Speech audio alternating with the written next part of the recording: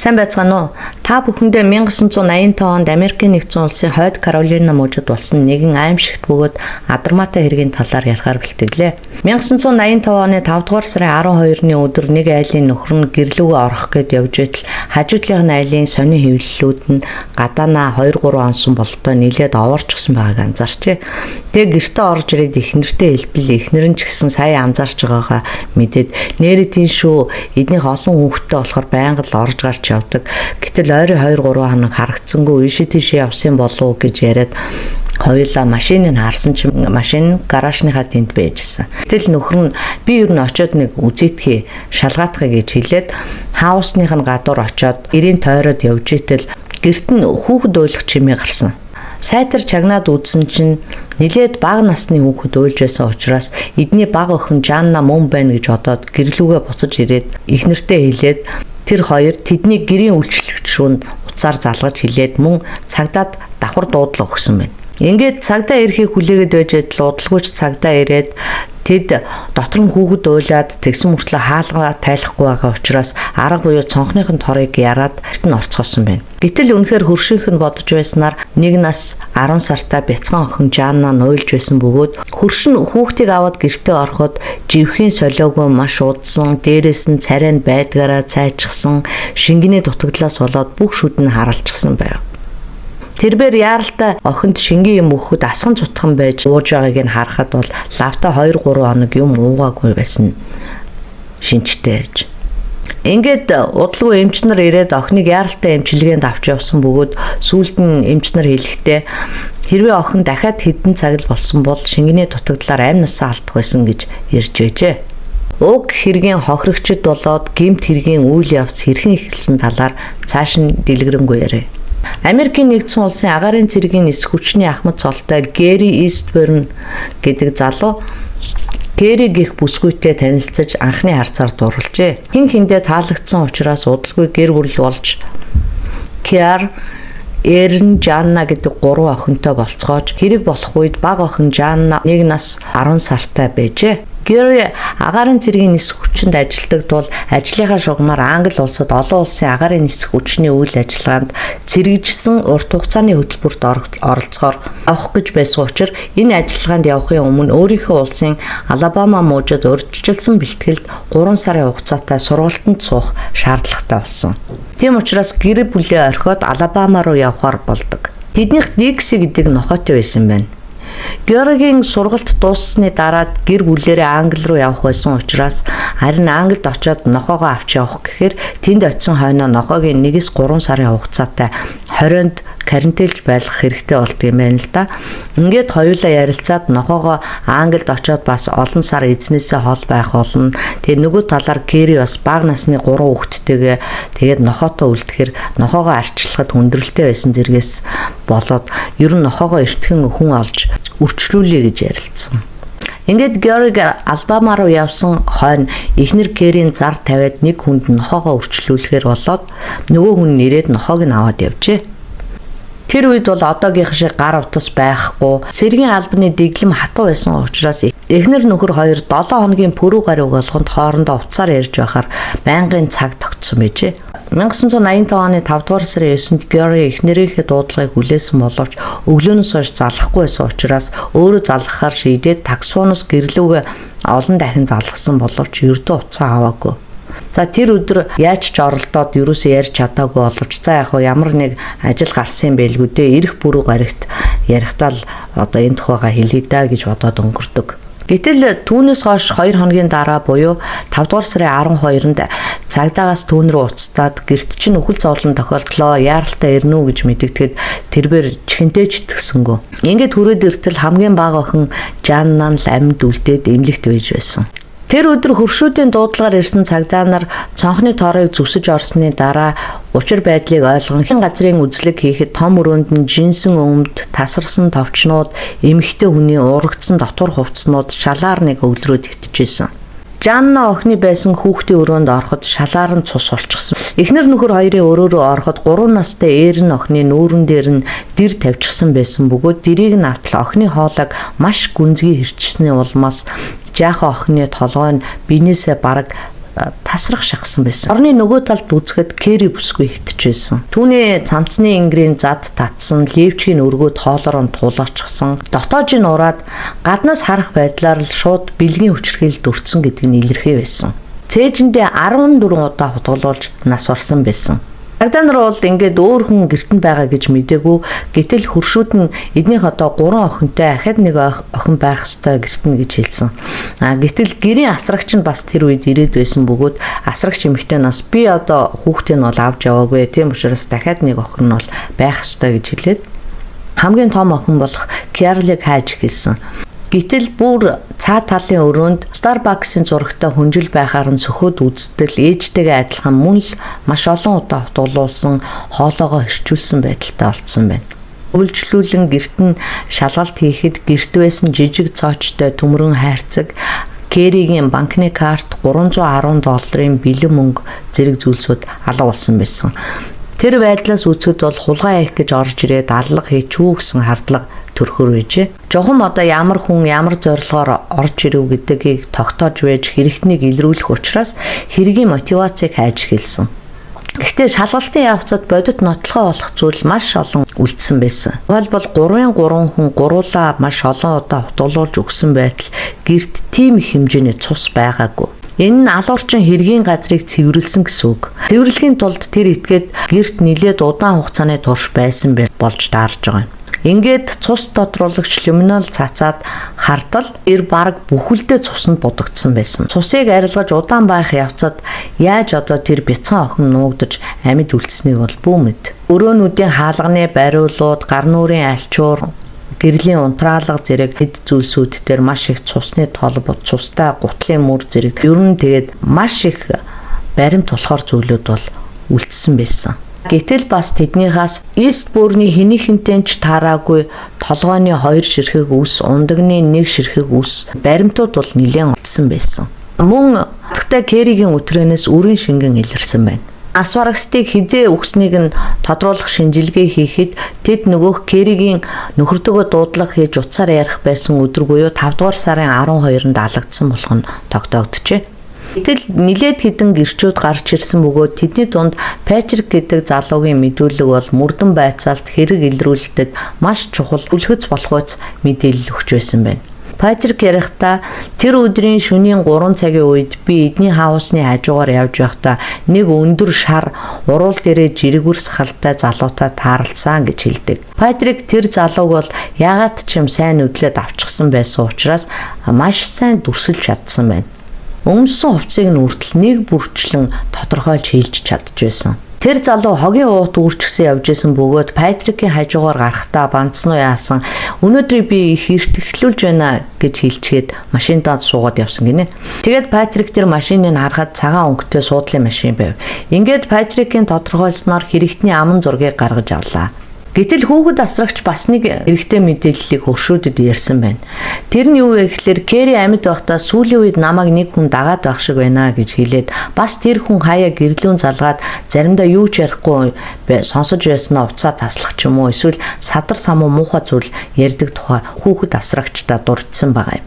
Тэр үед бол утсанд ирсэн дуудлагыг хянах нэхэн хайх боломжгүй байсан учраас энийг бол мөрдөж чадаагүй. Хүүхэд асрагч мөн тэднийх нохоогоо нэг айлд өрчлүүлсэн гэдгийг нь хэлсэн байна. Тэр нохоог аллах болохоос 1-2 өдрийн өмнө хүнд өрчлүүлсэн бөгөөд тэр нохоо авсан хүн магадгүй Кэритэй уулзсан хамгийн сүүлчийн хүн ч байх магадaltaй юм гэж үзээд хүнээс юм асуувал хэрэгтэй мэдээлэл авч магадгүй гэж одоо цагдаагийнхан нөгөө нохоо авсан хүнийг хайж ерэн сурвалжилж хэлдэг. Гэтэл уг мэдээллийг нохоо авсан хүний эхнэр нь хараад нөхөртөө хурж ирээд хэлсэн байна. Чамайг хайгаад ах шиг байна. Бидний нохоо авсан айлд ямар нэг юм болсон юм шиг байна. Чи эдэнтэй хурдаа очиж уулзаа. Ийм ерэн сурвалжилж байна гэсэн зар тавьсан байна гэж хэлдэг. Энэ залууг бол тим гэдэг байсан бөгөөд Георитэй адилхан цэргийн хүн байсан бөгөөд тэр эхнэр нөхөр хоёр сартаа бяцхан охинтой байсан байна. Тим цагдаа нар дээр очдог. Гэтэл тус хэргийн ахлах мөрдөн байцаагч нь тимийг анх харангуутал шууд шоконд орсон. Яагаад гэхээр нөгөө Патрикийн гаргаж өгсөн аман зураг шиг залуу намайг тим гэдгээ та намайг хайгаад байгаа юм уу гэж хэлээд гар ирсэн.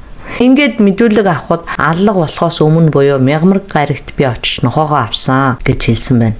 Гэтэл тимийг 4 дахь өдрийн шөнө надтай хамт байсан гэж гэрчлэх хүн нь бол эргэн тойронд нь байгаагүй. Эхнэр нь хэлэхдээ бид хэд манай аав ээжинд гэр бүлээрээ очисон. Гэтэл тиймд ажил гараад охин бид хоёрыг манай аав ээжинд орхиод өөрөө төрүүлээд гэрлүүгөө явсан гэж хэлдэг. Инхээр тимийг Кэригэнд очоогүй гэх ямар ч үндэслэл байхгүй учраас тэднийд очсон байх магадлалтай гэж үзсэн. Тимээс шинжилгээ авах болоход тэрээр маш дуртай шүлс, цус, мөн өрийн шингэнийг бүх шинжилгээнүүдээ өгдөг. Түүнээс шүлс, цус, өрийн шингэний шинжилгээ авч байх хооронд цагдаа нар маш хурдан нөгөө Патрик гэдэг залууг дуудаад тимийн зургийг өөр 5 хүний зурагтай хамт үзүүлээд таниулах үйл ажиллагаа явуулахад Патрик тимийг шууд таньдаг. Цагдаагийн хэлцээр тимийн унж ирсэн машин нь мөн цагаан ангийн Chevrolet загварын машин байсан. Ингээд тэр өдөр тим цагдаа дээр 7 цагийн турш байж шинжилгээ өгж байгаад гэрлүүгээ явна. Цагдаа нарын хувьд машины өнгө, загвар, тимийн өөрийнх нь царайн таарч байсан учраас ямар ч байсан тимийг үргэлжлүүлэн мөрдөхөр шийдцгээдэг. Ингээд мөрдөх үйл ажиллагаа явагдаж байтал тимийн хөршин аллаг болохоос 1-2 хоногийн өмнө тим байшингийнхаа гадаа боочгон дотор юм шатаага зогсож байсан гэж хэлдэг. Одон тим ерөөсөө тэгдэггүй байсан болохоор хөршин ихэд сониучрахж нилээд гайхаад өнгөрсөн байна. Энэ тухайга бас цагдаад хэлдэг. Тэгтэл гэрийнх нь ойролцоо байдаг хийм цэвэрлэгээний ажилтан тимийг хэрэг гарсны дараахан Патрикийн аман зурагт дурдж байсан фирмийн жакетыг цэвэрлүүлэхээр өгсөн гэдгийг нь хэлсэн байна. Тимийн байрны түрээслүүлэгч нь бас нэг мэдүүлэг өгнө. Манад байрныхаа мөнгийг хугацаанд нь төлөхгүй байж яснаа яг хэрэг гарсны маргааш нь төлбөрөө хийсэн бөгөөд $310 байсан гэж хэлсэн байна. За ингээ бас нэг ирч олсон нь Кэригийн картнаас хэн нэг хүн гүйлгээ хийсэн байсан учраас Кэригийн картыг хаана ямар газраас хэдэн цаг хэдэн минутанд гүйлгээ хийвэ гэдгийг нь олж мэдээд Кэригийн картны дараагийн очерт нь байсан хүний дансныхан дугаараас нэр хаягийг нь олоод уулзахад тэр нь эмэгтэй хүн байсан бөгөөд тэр эмэгтэй яг урд талд нь дугаарлаа зогсож байсан тимийг зургаар нь шууд таньдаг. Энэ мэт маш олон гэрч нотлох баримтууд гарч ирсэн учраас цагдаа нар тимийг 3 хүний ам бүрлэгсэн, 1 хүнийг хүчингийн хэрэг үйлдсэн хэрэгт сэжигтээр татаж баривчилсан. Тим бол ерөөсөө хэрэгээ хүлээгаагүй. Та нар одоо хүн андуураад байна. Би одоо өөрөө адилхан юм нялх нойтог хөвгттэй хөө. Намайг ингэж гүтгэж болохгүй. Надаас авсан тэр олон шинжилгээнүүдийнхаа хариуг та нар бодтойгоор гаргаад өгөөч. Тэр шинжилгээнүүдээ хийсэн юм уу гэдэг ийм асуудлуудыг тавьсан. Цагдаа нар нөгөө шинжилгээнүүдийг яаравчилж эхэлсэн. Гэвч тэр үед одоогийнх шиг хурдан хариу нь гардаггүй. Ялангуяа цусны бүлэг тогтоох шинжилгээ нь бол нэлээд асуудалтай байсан. Тухайлбал 2 өөр хүний цус холдсон байлаа гэж бодоход тусдаа ялгарч гарч ирдэггүй. Харин аль хүнийх нь цус их байна, тэр хүнийх нь давмгаалж гарч ирдэг байсан учраас асуудалтай байж л дээ.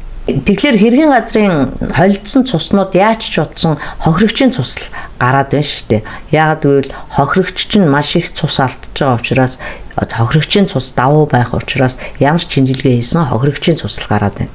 Хэргийн газар хийсэн шинжилгээгээр бол тимийг бол нотолж гаргаж ирж чадахгүй гэсэн үг болчихно. Тэгэхээр дүгнэлт хийх боломжгүй гэж гарч ирсэн. За хурууны хээний шинжилгээний үр дүн бас л нотлох баримтын шаардлага хангахгүй болсон. Яасан гэхээр энэ тимийн хурууны хий байна гэд гаргаад ирэх бүтэн хурууны хий ерөөсөө байгаагүй.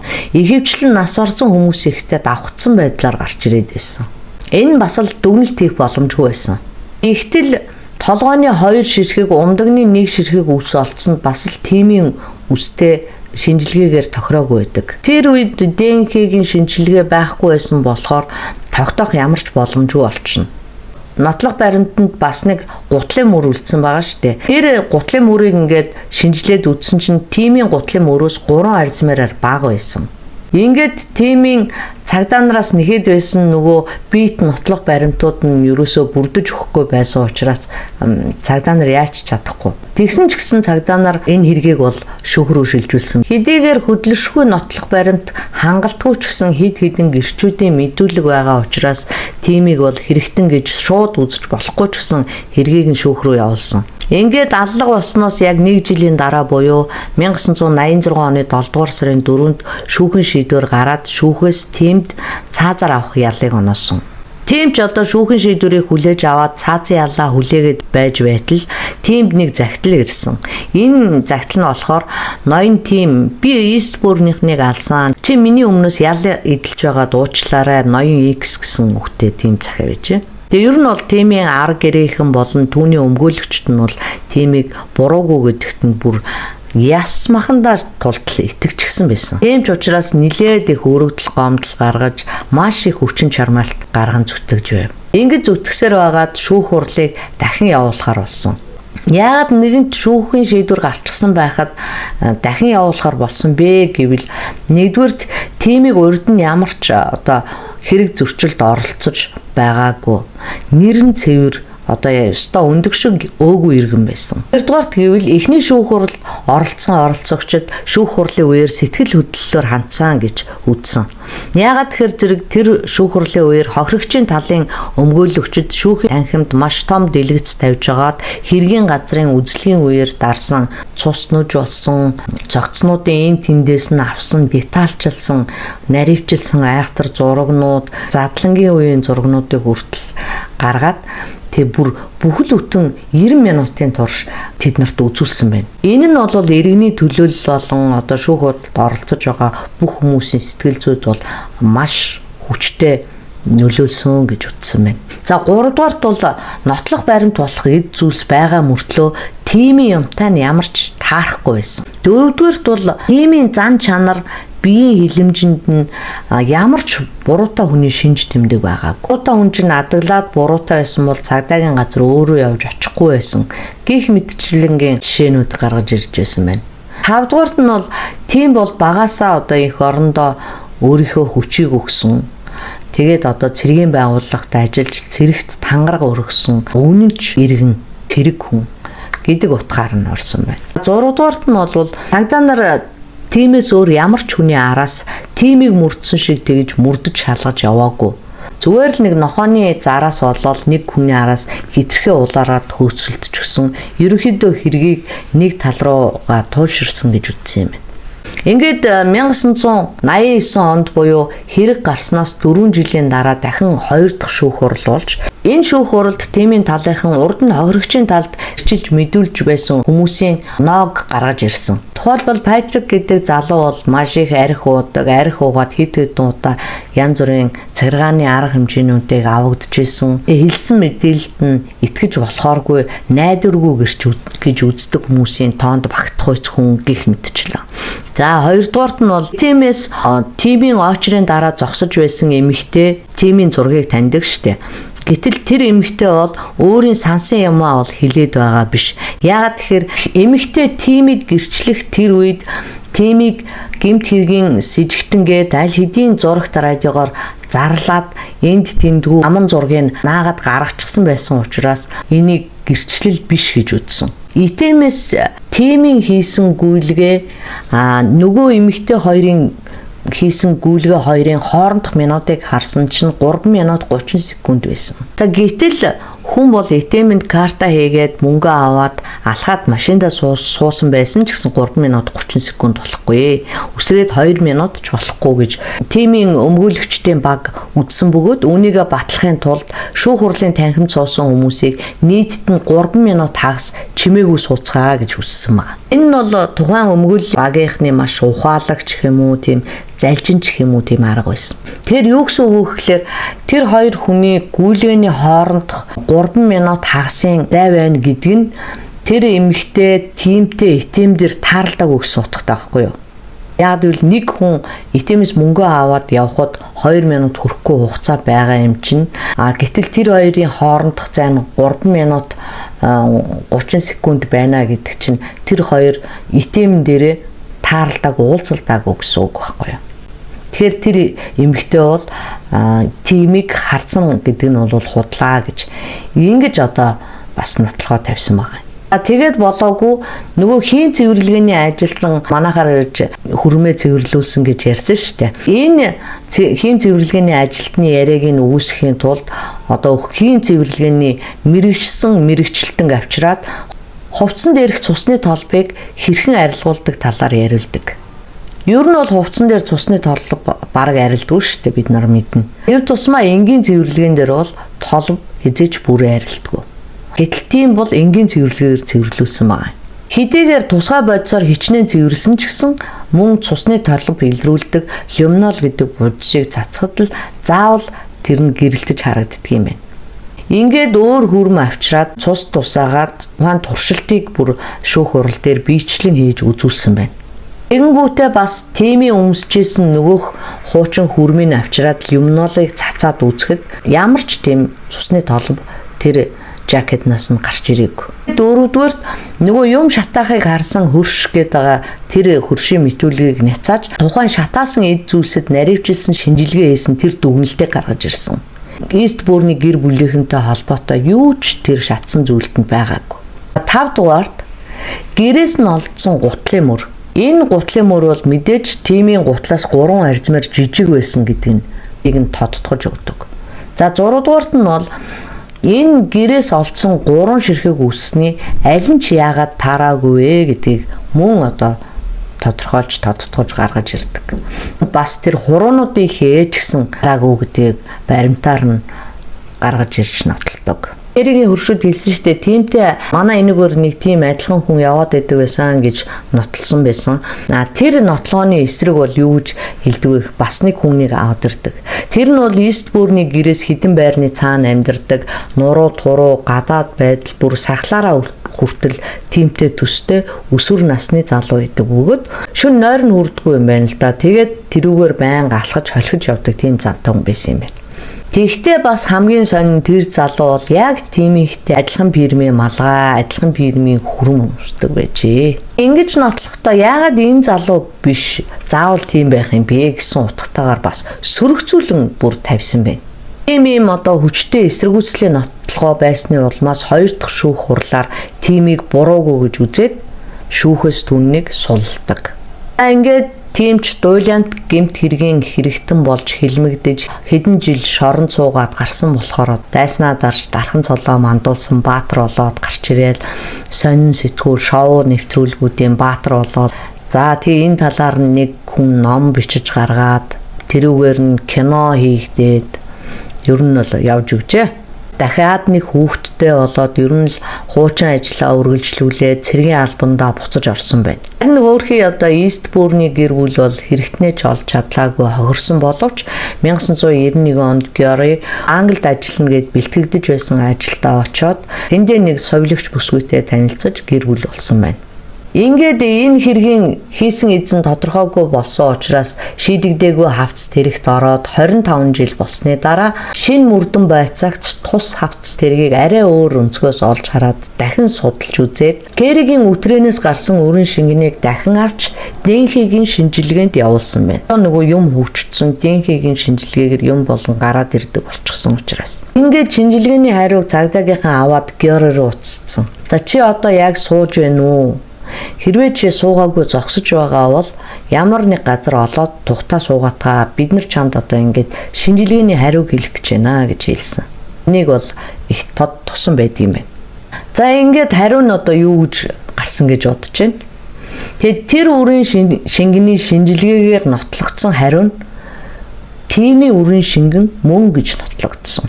Гэтэл Америкийн нэгдсэн улсын хуулинд нэг хүнийг нэг хэрэгээр шүүх хуралд нэг л удаа оруулаад шүүхийн шийдвэр нь нэгэнтээ гарчихсан болвол дахин энэ хүнийг шүүх хуралд оруулах боломжгүй гэсэн тийм заалттай байдаг юм байна. Дахиж мэтгэлцэх ямар ч эрх зүйн үндэслэлгүй болчихсон. Тэ ингээд одоо бүхэл бүтэн 3 хүний амийг онц хэрцгийгээр хөнөөсөн хүнийг ингээ орхичих юм уу гэдэг асуудал гарч ирнэ дээ. Гэтэл энэ хүн энгийн хүн биш цэргийн хүн учраас иргэний шүүхээр биш цэргийн шүүхээр хэргийг авч хилцээ гэдэг санал гараад ингээд цэргийн шүүхээр оруулахар болтол тийм аль хэзээний тэтгэвртэй гарцсан байсан. Тэгэнгүүт цэргийнхэн чинь тэтгэврт гарахтаа нөгөө бэлтгэл офицер гэд гардаг штеп бэлтгэл хурандаа бэлтгэл оршууч бэлтгэл офицер хүнийг бол ажилд нь буцаанд татаж болдог учраас тимийг буцааж ажилд нь татаж аваад цолыг нь олгоод цэргийн шүүхээр дахиж оруулсан. Хэригийн биеэс гарсан өрийн шингэн бол нохоо авах гэж очихдоо бит хоёр хоорондоо тохиролцоод Геритэй секс хийсэн маа. Тэрнээс хойш бол дахиж уулзаагүй гэж тим хэлсэн байна. Тэгээд зогсохгүй энэ бол одоо гайхаад байх юм биш ээ. Цэргийн хүмүүс ч одоо байнга л ийшээ тийшээ дуудагдаж томилтоор явдаг. Тэр хооронд одоо иймэрхүү ганц нэг удаагийн гим хоргүй араар тавилт байх штэ гэсэн утга бүхий одоо тайлбарыг өмгөөлөгчд нь тавьсан нь цэргийн шүүх хурал цуусан хүмүүсийн маш их дургуутслыг хүргэсэн. Цэргийн албаны хүмүүсийг одоо ар гэр эхнэр хүүхдтэй доромжлоо гэж үзээд дор бүрдээ эсэргүүцлээ илэрхийлсэн байгаа. Тэгээд тиймээс чи одоо өмнө нь 2 шүүх хурал дээр яагаад одоо энэ тухайгаа хэлээгүй юм бэ? Тэр хүний ялгаач ихнэрт тохиролцож унтсан тухайгаа яагаад ингэ хэлээгүй юм гэж хэлсэн чинь би бол одоо ингээ Георг өрөвдсөн. Гэр бүлийнхээ одоо 3 хүнийг алдчихад уугууныг тавтаад байсан тэр хүнд би одоо ихнэрт нь чамааг уураад надтай унтж байсан гэж хэлж зүрхлээгүй маа гэж хариу өгсөн байна. Цэргийн шүүхээс түүний үйлдэлсэн энэ бузар хэрэгт нь ямар ярил өгсөн бэ гэхлээр дахин цаазаар авах ял өгсөн. Тийм учраас одоо тийм бол одоо болтол цаазын яллаа хүлээгээд байж байгаа юм байна. Хөөхий одоо энэ гэр бүлийн маш харамсалт эмгэнэлт явдлаас одоо цорын ганц амьд үлдсэн Бяцхан Жанна охин бол тухайн үеийн сэтгэлийн зочрлоосоо болоод тэр нь одоо уураг тархинд нь нөлөөлөөд хөрхийн амтан маш их оройтож хилд орсон. Тэгээ хэдийгээр бараг юм ойлгохооргүй насан дээрээ байсан боловч ийм муухай хэрэг учраас одоо хүүхдийн сэтгэл зүйд ямар хордоо нөлөөлсөн бол ойлгомжтой. Жанна охин бол нэг хэсэгтээ л одоо сэтгэл заслын эмчилгээнд явж исэн бөгөөд нэлээд том болоод ухаан орсныхан дараа ээжийнхэн зургийг одоо харуулхад таньжснаар барахгүй ээжээ гэж дуудаад зургийг өмсөж байсан бичлэг нь бол маш олон хүний зүрхийг шархируулж байсан гинэ. Тэгээ сэтгэл судлаачид бол түүнтэй ярилцаж түүний хэл яриа үл ухамсарлахугаас нь энэ хэргийн талаар ямар нэг сэжүүр гарч ирж магадгүй гэж бодоод эмчилгээнийхээ явцдаа давхар хяналт тавьж харж исэн юм байна л да. Тэгсэн чинь охин ингээд юм ярьж байхдаа хаяа нэг юм яриан дундаа ганц нэг ингээд үг өгүүлбэр хэлж байгааг нөгөө сэтгэл зүйчид ингээд тогтоогоод аваад ингээд юу яхад иймэрхүү өгүүлбэрүүд үгүүдийг хэлжсэн гинэ. Тэр намайг ирж авна чиш чимээгүй дээрэмчдээс нуугдараа нуугдахгүй бол тэр аваад явна шүү гих мэтийн одоо үг өгүүлбэрүүдийг дурдж исэн байна. Үүнээс үзэхэд бол хоёр их чинь өрөөнд нь орж ирээд дүүгээ нуугаад эдгээр үгсийг хэлээд дүүгийнхаа амийг аварч үлдсэн байх боломжтой гэж хүмүүс үздэг юм байна. За ингээд тухлан сонссон та бүхэндээ баярлалаа. Баяртай.